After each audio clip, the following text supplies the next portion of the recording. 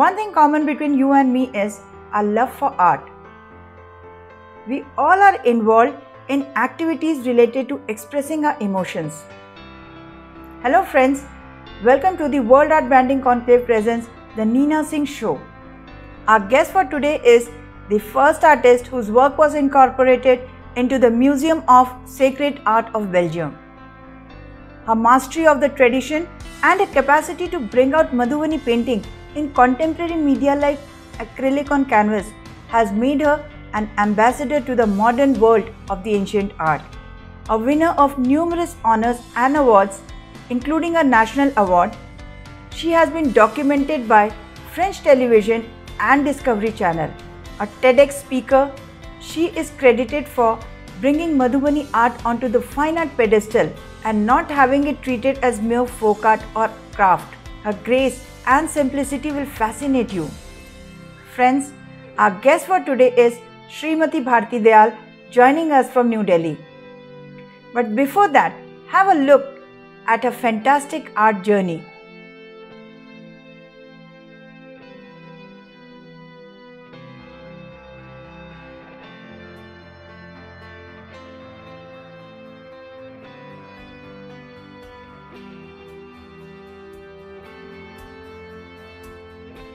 मोहब्बत का चांद, फागुन चैत का खुमार और भागवतपुर मेरे गांव का नाम।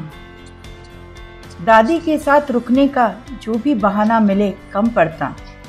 दालान की ड्योढ़ी पर बैठकर सारी रात चांद से बतियाने में कहाँ जाता कोई नहीं जानता।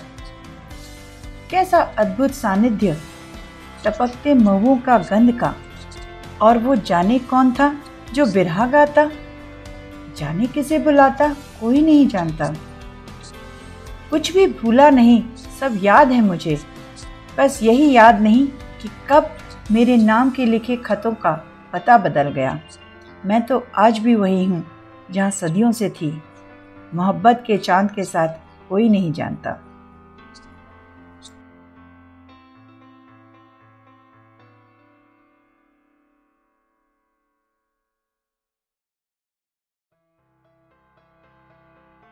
Ladies and gentlemen, boys and girls, welcome back to the Neena Singh Show.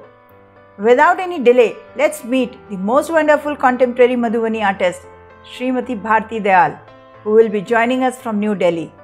नमस्ते भारती जी, नीना सिंह शो में आपका स्वागत है। नमस्ते नमस्ते नीना जी, कहिए कैसी हैं आप? बस मैं बहुत अच्छी हूँ, आप बताइए आप कैसी हैं? बहुत अच्छी जी जी। अभी हमारा 2 महीने पहले ही हमारी आपसे मुलाकात हुई थी और बहुत ही पर्सनल कन्वर्सेशन था, मेरी बुक के बारे में था और मैंने सोचा भी नहीं था कि हमारी जो है इतनी जल्दी फिर इतनी अच्छी से मुलाकात होने वाली है। आपका बहुत बहुत धन्यवाद आपसे जुड़ने के लिए। एंड नहीं, मैं बहुत खुश हूँ आपसे जुड़ के। और आपका समय निकालने के लिए बहुत बहुत आभार। और जिन भी लोगों को भारती जी से प्रश्न पूछना हो वो कमेंट बॉक्स में लिख सकते हैं। और आइए अब आपको सीधे ले चलते हैं भारती जी से बातें करने के लिए। भारती जी, आपका बचपन कैसा था और दिल्ली आपका कैसे आना हुआ फिर? जी, जहाँ तक मेरे बचपन की बात है, ये बहुत ही स्वीट था और बहुत ही पैम्पर्ड, क्योंकि मैं 20-25 साल के बाद अपने घर में पहली लड़की थी। अच्छा। तो 3 दिन तक हमारे यहाँ फंक्शन होता रहा लड़की होने की खुशी में, आपको ये बता दूं। और शादी के बाद मेरा दिल्ली आना हुआ। कहाँ की है वैसे आप एग्जैक्टली? बिहार में? जी, मैं समस्तीपुर बिहार, मिथिला से हूँ। तो मिथिला आर्ट से आप बचपन से जुड़ी हुई हैं कि आपने शादी के बाद स्टार्ट किया? जी नहीं जी, मैंने बताया कि मैं मिथिला से हूँ, तो this art is into my blood, ये मेरे ब्लड में है। जब हम बच्चे वहाँ आँख खोलते हैं और अपने घर में ये हमेशा होते देखते हैं, चारों तरफ फ्लोर वॉल्स पे कलरिंग करना, हर फंक्शन, हर ऑस्पिशियस ओकेजन पे हमारे यहाँ मिथिला पेंटिंग बनती है। तो इसको आप मेरे साथ ही होना कहेंगी, लर्निंग बाय डूइंग। घर में देखते सीखा मैंने। जी, बचपन से मतलब आपकी मम्मी और दादी बनाती रही होंगी? मम्मी और दादी बनाती रही थी और सब लोग जो भी है लेडीज, वो सब इसमें इन्वॉल्व है, चाहे वेदर दे आर प्रोफेशनल और not, but they are into this. तो दिल्ली आने के बाद फिर आपकी लाइफ कैसी थी? आपने आर्ट कैसे सोचा कि आर्ट से जुड़े? ऐसा मतलब आपने क्यों सोचा, कैसे सोचा? जब मैं दिल्ली आई तो मैंने बहुत ही स्टैग्नेशन देखा इस आर्ट फॉर्म का। बचपन में जहाँ मैंने देखा था कि मेरी दादी और मम्मी जब काम करती थी तो उनके एक्सप्रेशन, उनकी ऑनेस्टी बहुत ही डिफरेंट हुआ करती थी। जैसे अगर बीच में कोई कहानी सुनी हो गई तो उस दिन मेरी मम्मी की राधा कभी मुस्कुराती नहीं थी। Such a honest expression of their emotion into image form. So that was missing.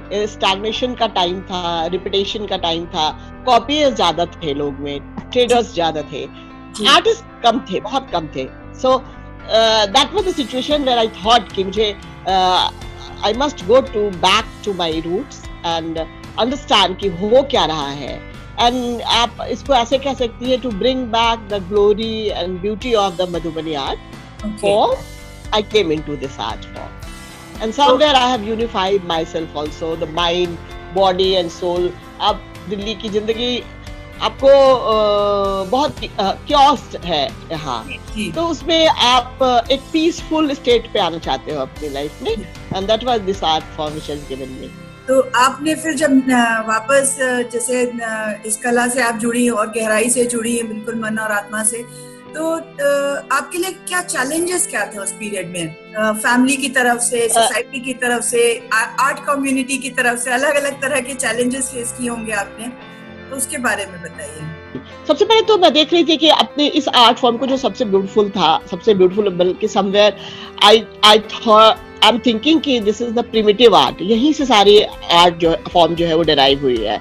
आप ओरिजिनल देख लें, ऑस्ट्रेलिया जाए, आप वहाँ का आर्टिस्ट जो बनाता है वो वही आर्ट यहाँ जमुना देवी की पेंटिंग में था। आप इजिप्शियन पेंटिंग्स को देखें तो समवेयर मैं मानती हूँ कि यही Madhubani art, Mithila art was the primitive form जहाँ से सारे आर्ट डिराइव हो रहे थे। बट हमने जो इंडिया में फाइंड आउट करी थी, तो पीपल वेर कीपिंग इट बड़ा कॉर्नर में कि इसको जो है एक क्राफ्ट के तरीके से ट्रीट किया जाए। और चूंकि उस वक्त में मैं देख रही थी जो लेडीज थी वो बीइंग नॉन मतलब एजुकेशन में ज्यादा एक्सपर्ट नहीं होने की वजह से they were not able to fight for their own rights. तो मुझे लगा कि मुझे बहुत ज्यादा जरूरी है इसमें आना, और बहुत सारे चैलेंजेस थे, बहुत सारे क्वेश्चंस किए गए मुझसे कहा गया कि so much art, Madhubani art is flooded in the market, why you are coming into that? In my first exhibition, a very senior artist has asked me. I told that this is my challenge, that if it is flooded in the market, I will re-establish the beauty of this art form, because it is not what the people are seeing. Yeah, of course, I faced a lot of. Bharti ji, signal जा रहा है आपका signal जा रहा है। आ रही है आवाज? अब ठीक है? जी जी। बहुत thankful DG Virendra Gupta ICCR की और मार्टिन गुरविच, जिन्होंने बहुत ही इनिशिएटिव लिया इस आर्ट फॉर्म को बहुत ज्यादा आगे लेकर आने के लिए। Okay, yes. तो आपने वैसे MSc किया हुआ है बॉटनी में? जी जी जी जी बिल्कुल। हमारे बिहार में साइंस पढ़ना बड़ा जरूरी होता है अपने आप को इंटेलिजेंट प्रूफ करने के लिए। तो मेरे daddy he was very prompt that उनका बच्चा जो है वो साइंस में जी। और इंटरेस्टिंग ये था कि और शादी भी उतनी ही इम्पोर्टेंट है जी हमारे यहाँ। तो मेरे हस्बैंड ने शादी के बाद कहा कि जॉब नहीं करना, बच्चे फिर फैमिली कैसे रहेगी अगर दोनों अपनी जगह पे बिजी होंगे।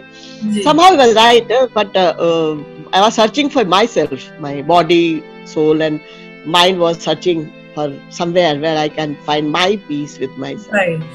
That's how I went back to my roots, and that where I have unified myself, you can say. Art के थ्रू आपने जो है अपने आप को कनेक्ट जी आर्ट के थ्रू मैंने अपने आप को अपने आप से कनेक्ट किया जी, और फिर पूरे यूनिवर्स से कनेक्ट किया जी। तो आप थोड़ा सा अपने आर्ट फॉर्म्स के बारे में बताइए, किस तरह से आप मतलब क्रिएट करती हैं, क्या थॉट प्रोसेस रहती है जब आप क्रिएट करती हैं? देखिए, जहाँ तक थॉट प्रोसेस की बात है तो it comes automatically to your mind. जब सामने कैनवास रखा होता है तो आप की एक दुनिया उसके साथ होती है, आपके इमोशंस साथ होते हैं, आपके एक्सप्रेशन साथ होते हैं। And that's how it start. As आप जानती है कि फ्री हैंड पेंटिंग है, वी डोंट स्केच बिफोर, आप स्केच एंड उसके बाद फिर उसकी कलरिंग एंड फिर उसका फाइनल स्टेज आता है। जी, तो अभी जैसे मैंने देखा आप काफी एक्रेलिक ऑन कैनवस काम करती हैं, तो उसकी कोई खास वजह? हाँ, बिल्कुल खास वजह थी।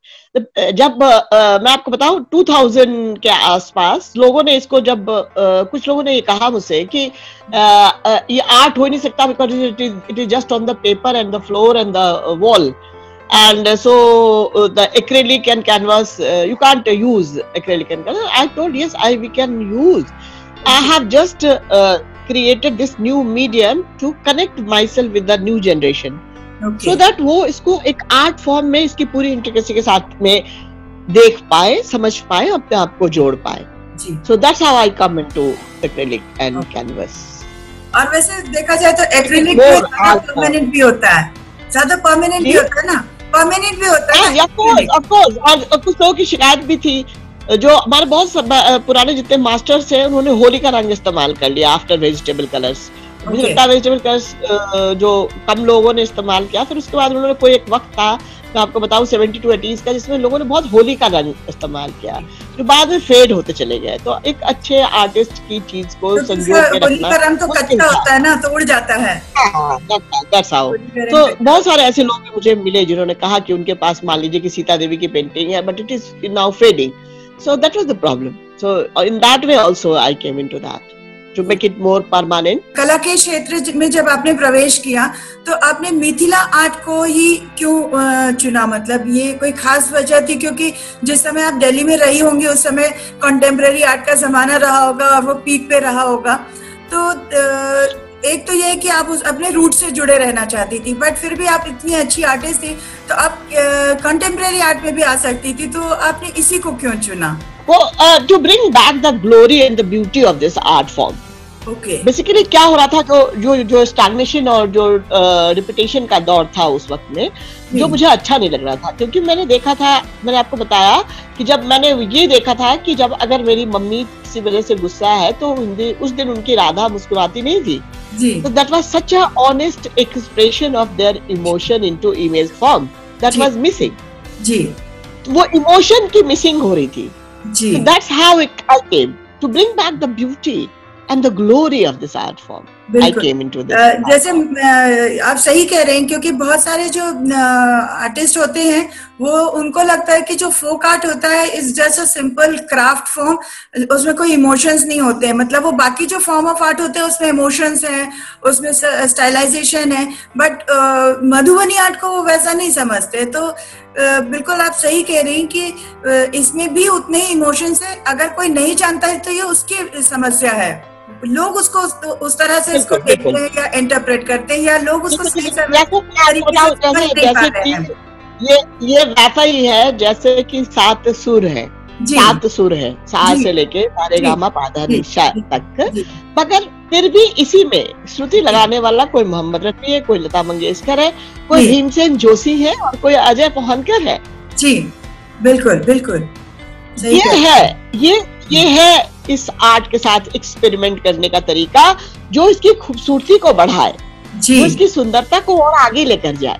जी, लोग मिथिला पेंटिंग को जैसे किसी धर्म विशेष से जोड़कर देखते हैं, क्योंकि जो बहुत सारे लोग हैं वो डायटीज को बनाते हैं, तो सोचते हैं कि ये किसी पर्टिकुलर कास्ट एंड कम्युनिटी से रिलेटेड है। तो आप इसको किस तरह से देखती हैं? बिल्कुल नहीं, देखिए ये हमारी मानसिकता है, ये सोच हमारी भारतीय है, बड़ा वर्ड स्ट्रूड वे में मैं बोल रही हूँ, मगर मैं आपको बताऊं कि ये सच है।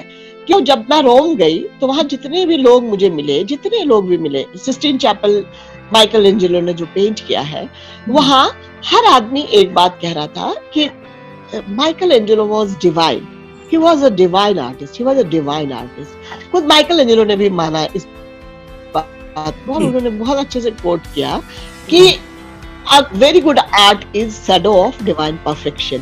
वहां जब डिवाइन कहा जाता है तो लोग इसको डिवाइन मानते हैं। डिवाइन मीन्स आपके सारे रिलीजन, सारी चीजों से ऊपर, that is a universal feeling, only one शक्ति is controlling the whole thing, that is divine. लेकिन जब यहाँ हम डिवाइन कहते हैं तो लोग इसको तुरंत रिलीजन से जोड़ देते हैं, which is not right. Radha is in our painting, Radha is not a mural. आप बोल रही हैं कि हम इमेज पेंट करते हैं डाइटीज के, but Radha is not just a mural, she is the symbol of love and passion which you need always. So everybody needs that love and passion to do excellent in your work. Right. Are you not? बिल्कुल बिल्कुल एकदम सही कह रही हैं आप। जैसे Radha is symbol, जी, she is symbol of love and devotion, your devotion to the work. बिल्कुल सही कह रही हैं आप। ये जो अरिपना बनाते हैं और इसी को अलग अलग लोग नाम से लोग, जैसे रंगोली है, अल्पना है, फर्श पर बनाते हैं लोग, इसके बारे में आप बताइए कि ये जो बाकी लोग मतलब रंगोली और अल्पना वेस्ट बंगाल में बनाते हैं, उससे अब बिहार में जो बनता है, अपना मिथिला रीजन में जो अरिपना बनता है, वो कितना सेम है या कितना डिफरेंट है? देखिए, मैं उनके फंडामेंटल में उनका कोई डिफरेंस नहीं है।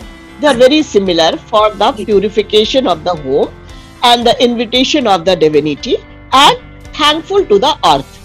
ये तीन जो फंडामेंटल फिलोसफी है अरिपन आर्ट के लिए, वो हर जगह एक तरीके की है। अच्छा। हाँ, एक फंक्शन हमारे यहाँ होता है जो कोजगरा कहते हैं उसको, उन्हें हम मखान के पत्ते पे बनाते हैं, वही अरिपन। बाकी हम जो चावल का इस्तेमाल करते हैं, कुछ जगहों पे गुलाल का इस्तेमाल करते हैं, बट मिथिला में स्पेशली हम चावल का जो ग्राइंडेड फॉर्म, और उसको हम पिठार बोलते हैं। पिठार, हल्दी और सिंदूर से, कलरिंग के लिए सिंदूर और हल्दी हम ज्यादा इस्तेमाल करते हैं, उससे हम बनाते हैं। और ये we never make it by the brush और the pen, we make it with the finger. हम उंगली से बनाते हैं अपनी पूरी श्रद्धा के साथ, and we decorate the floor. जी जी, तुलसी चौड़ा के आगे भी हम इसको डेकोरेट करते हैं। तो more or less it is you can say the philosophy is same for the purification, the decoration also, and the invitation of goddess। जैसे लक्ष्मी जी का हम आह्वान करते हैं दिवाली के टाइम पे, जैसे बच्चों के घर के ब्लेसिंग्स के लिए हम स्वास्तिक अरिपन इस्तेमाल करते हैं। तो ये चीजें हैं, तो फंडामेंटल जो है वो सेम रहता है। तो इसमें आप जो राइस का पेस्ट है, उसमें आप कोई बाइंडिंग मीडियम ऐड करते हैं, गोंद या कुछ? नो, बिल्कुल रॉ। अरिपन में हम कोई भी बाइंडिंग मटेरियल इस्तेमाल नहीं करते। ओके। और जो टर्मरिक है और सिंदूर है जो ऐड करते हैं, तो उसका पर्पस नहीं। सौभाग्य, हाँ, of course, that is a Shubh. All these are auspicious. Auspicious मानते हैं इसीलिए। हाँ, the dots and line। आप इसको बेसिक ऐसे देखिए, अरिपन के लिए इस फॉर्म में दो चीज इंपॉर्टेंट है, that is the line and the dots। जी, ओके। तो लाइन माने मतलब कुछ खास रिप्रेजेंट करता है वो? जी, जैसे देवी है, पहाड़ है, रिवर्स है, all mostly related with the nature and divinity also। जैसे सन, मून, नवग्रह ऐसे भी बनाते हैं। स्वास्तिक चिन्ह वो शुभ के लिए है, ब्लेसिंग्स के लिए है। ओके। तो अलग अलग ओकेजन्स पे, अलग अलग सेरेमनीज पे अलग अलग पैटर्न्स बनाते हैं अरिपन में? मोर और लेस अलग अलग ही बनता है, अलग अलग बनता है। जैसे लक्ष्मी जी का आह्वान के वक्त में अलग, जैसे मैंने आपको बताया कि कोजगरा में हम मखान पे बनाते हैं, मखान के पाते, मखान आप समझते हैं, तो उसके पत्ते पे हम बनाते हैं। But the fundamental I've told is not different from any other form of Alpana और अरिपन।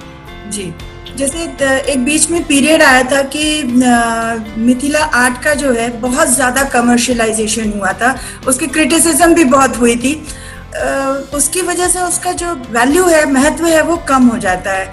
तो इसके बारे में आपका क्या विचार है? देखिए, बात अगर आप कमर्शियलाइजेशन में रिपुटेशन को लेकर आ रहे हैं जी, तब तो आप कहीं किसी भी चीज से आपको प्रॉब्लम होगी। लेकिन जहां तक मिथिला पेंटिंग के खुद के अपने आप कहेंगे गहराई का अर्थ है, तो मैं उससे समंदर समझती हूँ। There is lots to do, तो कोई उसके कम नहीं कर सकता। इससे वो उतना ही सोचते हैं जो सामने दिखाई दे रहा है जी। अगर आप समंदर के कितने लहर गिन लोगे जी, तो मेरे लिए इससे कोई फर्क नहीं पड़ता है। मतलब when the people repeats, it hurts me। बिल्कुल बिल्कुल। आप सोचने के लिए वक्त लीजिए, इनोवेशन के लिए वक्त लीजिए, सुंदरता के लिए वक्त लीजिए जी।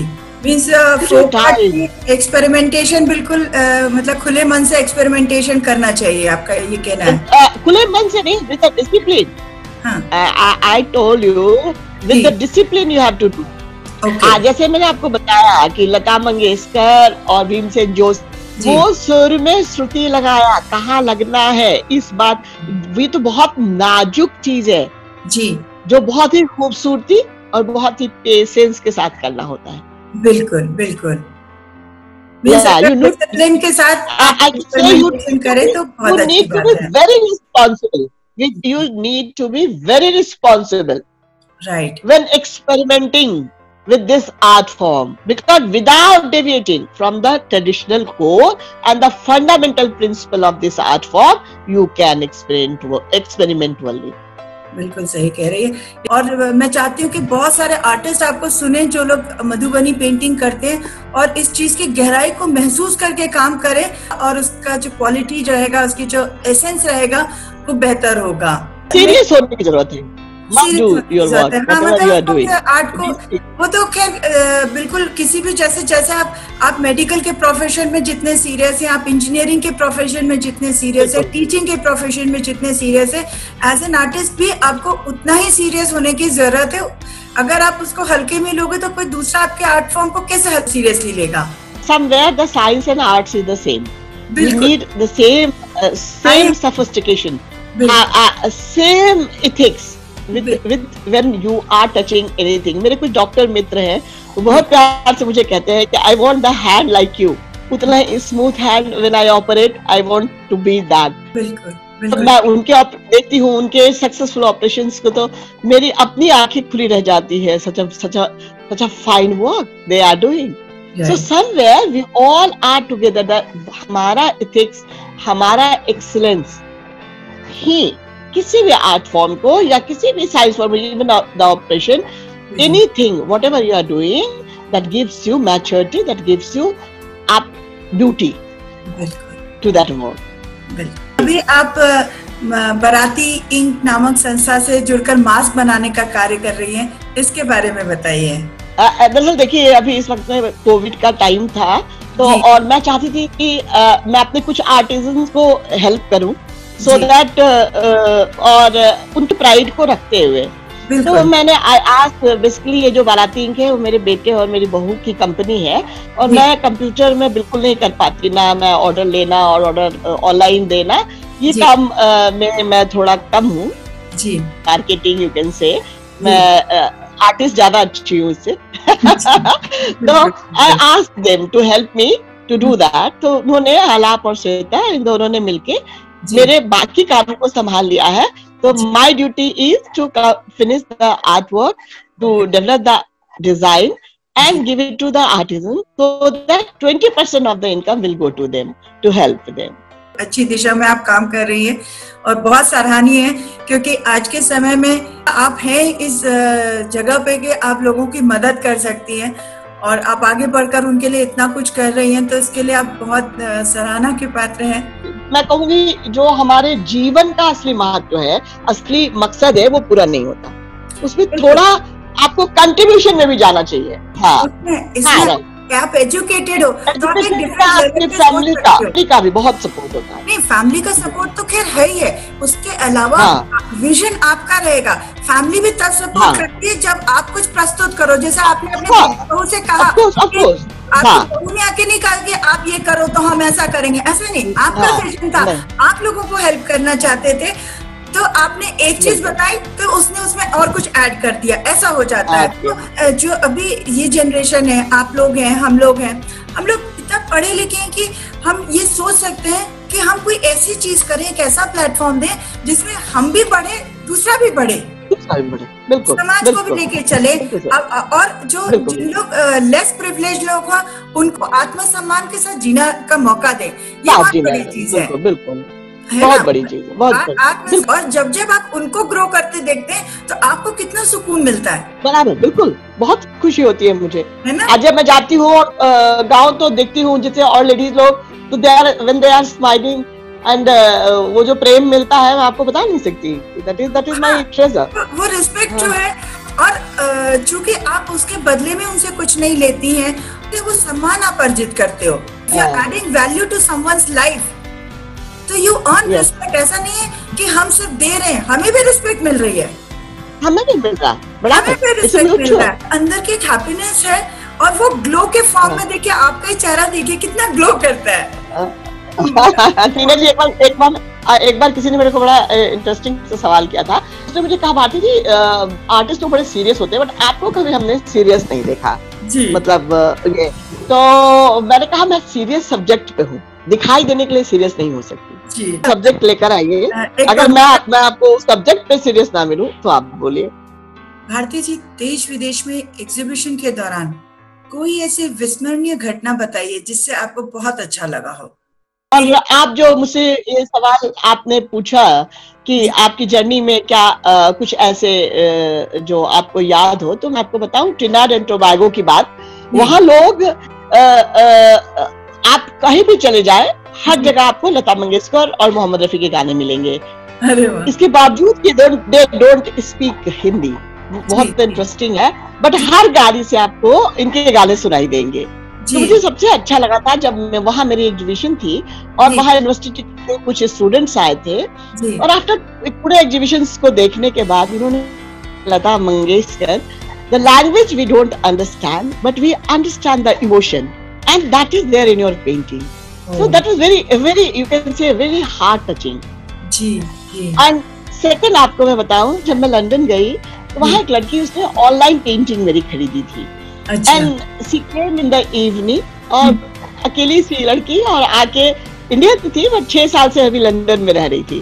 उसने मुझे बताया कि Bharati ji, I am a computer engineer by profession, I am a computer engineer, but जब बहुत हेक्टिक होता है, जैसे 12 घंटे 14 घंटे हमें वर्क करना पड़ता है, और उसके बाद जब मैं घर जाती हूँ, आपकी पेंटिंग की तरफ देखती हूँ, तो मुझे लगता है मैं इंडिया में हूँ और मैं टोटल रिलैक्स और हैप्पी होती हूँ, and I can take my life with the happiness and relaxation. That was very beautiful. And एक अफगानिस्तान से एक लेडी, उनके चर्चा के बिना मैं नहीं रुकूंगी, क्योंकि आप समझ सकती हैं कि हमारे पूरे वर्ल्ड के हर कोने में जो भी जहाँ से है, वो कुछ न कुछ प्रयास कर रहा है, specially the women, they are struggling more in that वे।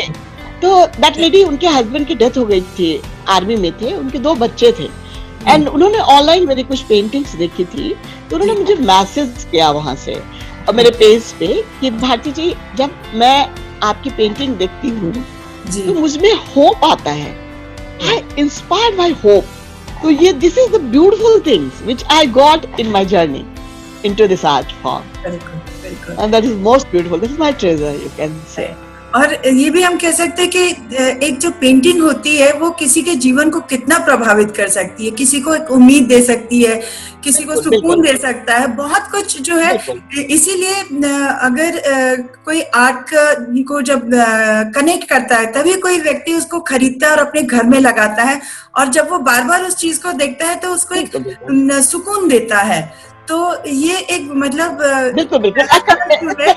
प्रभावित करता है लेने वाले, कलाकार जो है समाज को बहुत प्रभावित, बिल्कुल बहुत प्रभावित। आप कहेंगे the soft part of life is governed by the artist.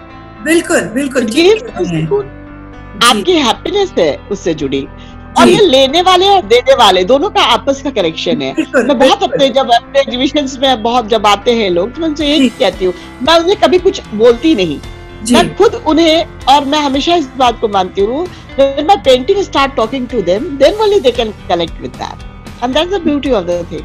बिल्कुल बिल्कुल, पेंटिंग सच में, और बहुत बार ऐसा होता है कि हम जब किसी एग्जीबिशन में जाते हैं तो वहाँ बहुत सारी पेंटिंग लगी रहेंगी, लेकिन कुछ पेंटिंग्स ऐसी है जिससे आप उससे एक अलग ही लेवल पे जाकर कनेक्ट हो जाते हैं, it start speaking to you, तो वो एक जो कनेक्शन बनता है, तो तभी जो है कोई व्यक्ति उसको खरीदता है।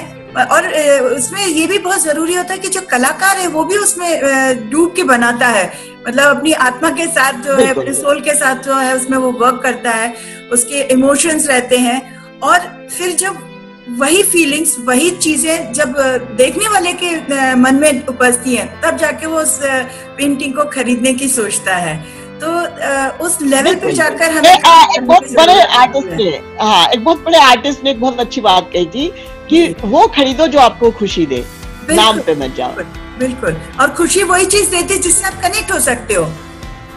बिल्कुल बिल्कुल सही है ना? So this is your process to come to connect with yourself. Correct, That is wonderful. बिल्कुल बिल्कुल सही कहा आपने। और अंत में डिफिकल्ट टाइम में, वैसे ये वक्त है निकल ही जाएगा कोविड का, कलाकारों के लिए आपका क्या संदेश है? देखिए, मैं एक बात कहती हूँ, कोविड और विदाउट कोविड, जी, death is certain. So whatever value you are adding to your life and in others' life, that matters only. That is life. बहुत सही कहा आपने। आप अगर खुश है तो आपके आसपास सारा माहौल खुश है। बिल्कुल बिल्कुल, एकदम सही बात है। और हमारे साथ जुड़ने के लिए आपका बहुत बहुत धन्यवाद।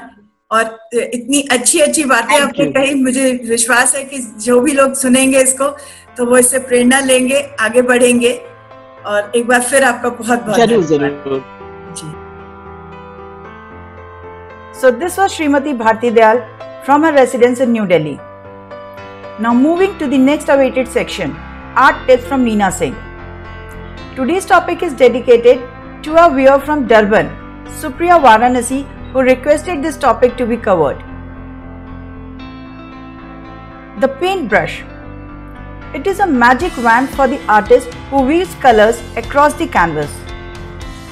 I remember when I painted in my school days in oil medium, every few months the brush would become hard, it would become fluted, splayed, and it needed replacement. In Jabalpur there were no proper art classes, and there was no internet also in those days. So I was all on my own doing mistakes and learning. I'm sure there are many artists who are self-taught and they struggle with their brush health. Today I would talk about how to take care of your brush, because with proper cleaning procedures, the brush will last for long term.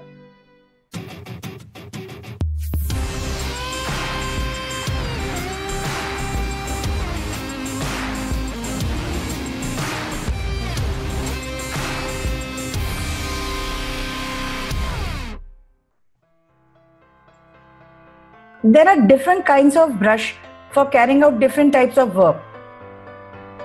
These are some of the types of brush you might be using: the round brush, the liner brush or the pointed round, flat, bright, filbert, angular flat, fan, and round brush for fine detailing. Now first, let's see the structure of the paintbrush. There are four main parts of the brush. The first part is the bristles. This is also known as hair. It can be natural, synthetic, or a combination of both. Then the second part is the ferrule. These are the metallic part of the brush that connects the bristles with the handle. The third part is the crimp. This is the part of ferrule that secures it to the handle. And the last part is the handle. Usually it is made up of wood, or it may also be made up of acrylic. The two most important aspects of taking proper care of oil painting brushes are storage and cleaning. Always store your brush flat. It is best if they are stored so the hairs don't touch each other, and never let the paint brushes to sit in water or even the solvent while painting. Now this is the brush holder which I use, but there are many types of brush holders which are available in the market. You can use any brush holder as per your choice. The liquid saturates the brush handle inside the ferrule, and it causes the wood to swell, and this results in the handle's paint cracking, as a result the loosening of the ferrule. Now coming to cleaning of brush, how to take care of your brush. It is extremely important to clean the brush as soon as you finish a painting session. If you are going to resume your painting shortly, don't soak your brush in the paint thinner as a substitute for cleaning, because the paint thinner will eat away the glue that binds the bristles to the handle, and it is best to just simply clean the brush with a tissue paper and dip the brush in a slow drying oil like linseed oil, walnut oil, poppy seed oil, whichever oil you are using as a medium, you just soak the brush in that and leave it. Don't swish the brush in the paint thinner for cleaning. Try to get rid of this habit, because this results in a waste of the paint thinner, and it also dissolves the glue that holds the bristles together inside the ferrule. And now let me share a video demonstration.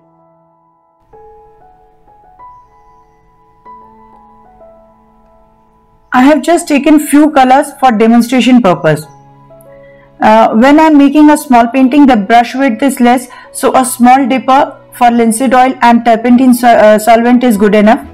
However, if you are making a big size painting, you will be using wide brush and you will require a bigger dipper for solvent and oil. And also note that the paint thinner is flammable, so keep it away from flame, heat sources and excessive heat.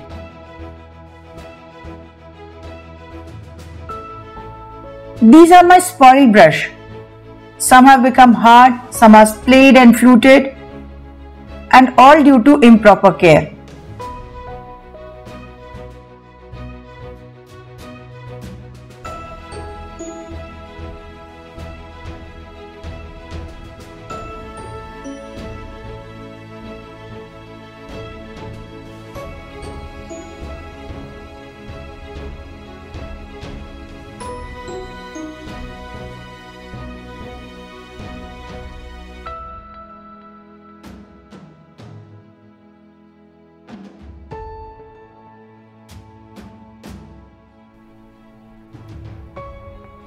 This is my favorite brush, which I use for my painting purpose.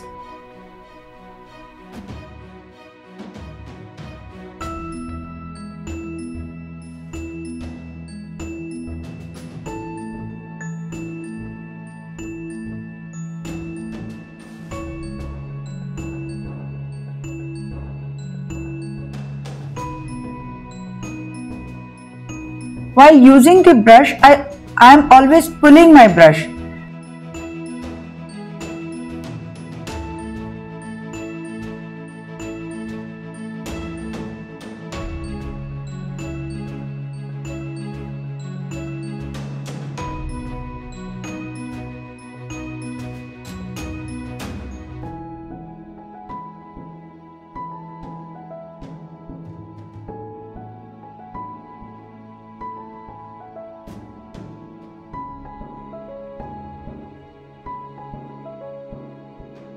Pushing the brush leads the bristles or the hair to tend backwards, which eventually de-shapes the brush. That is, the brush loses its shape. So while using the brush, we should always pull the brush, not push the brush.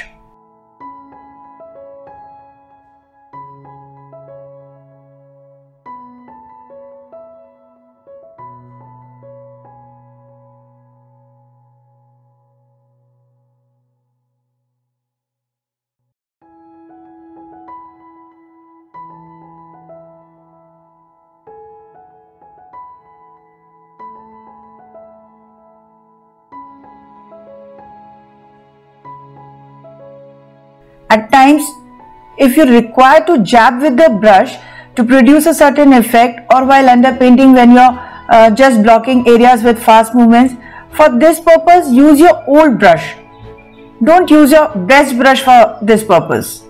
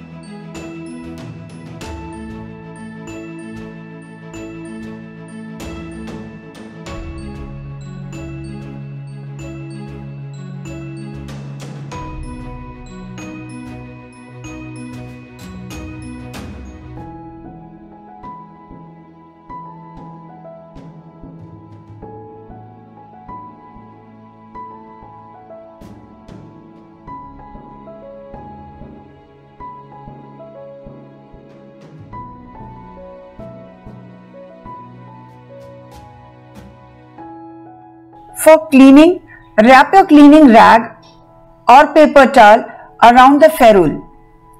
Squeeze with moderate pressure so the paint is pushed out of the bristles and wipe the paint off. Simply dip the brush in the solvent and then wipe the brush off. Repeat this procedure till you get rid of the maximum paint.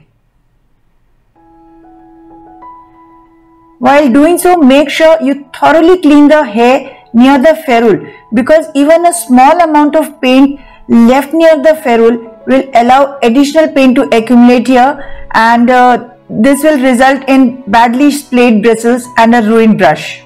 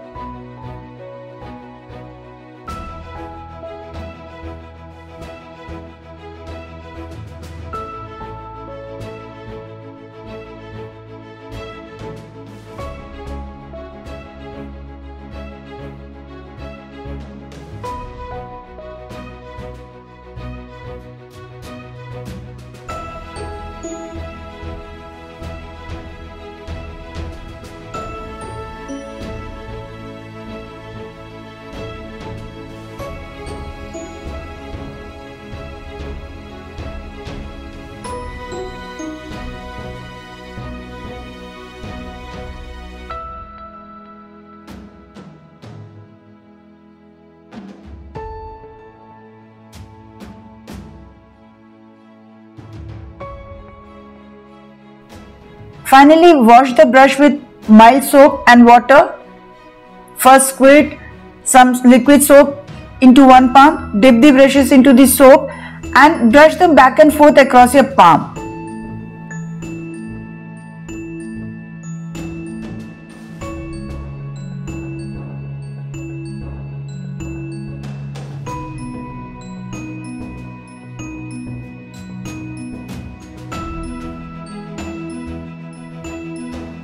Then rinse the brush and your hand under water. Repeat.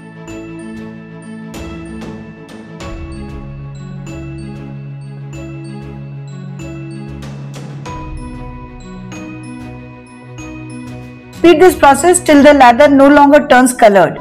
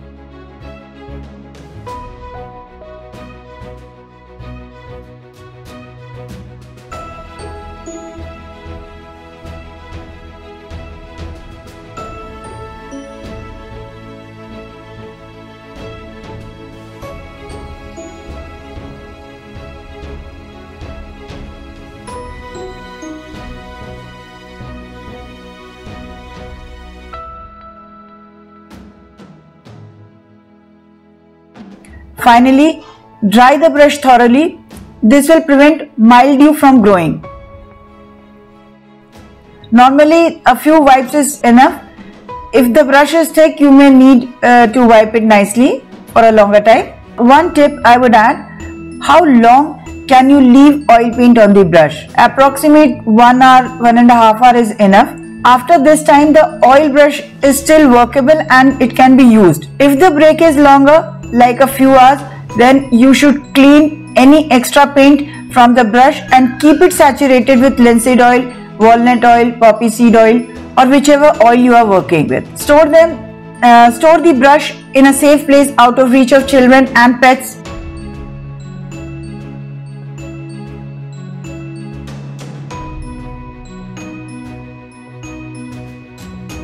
That's all about how to take care of your paintbrush.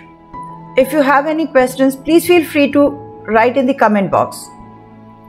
To be part of the Neena Singh Show, fill the Google form in the comment section and our team will get back to you.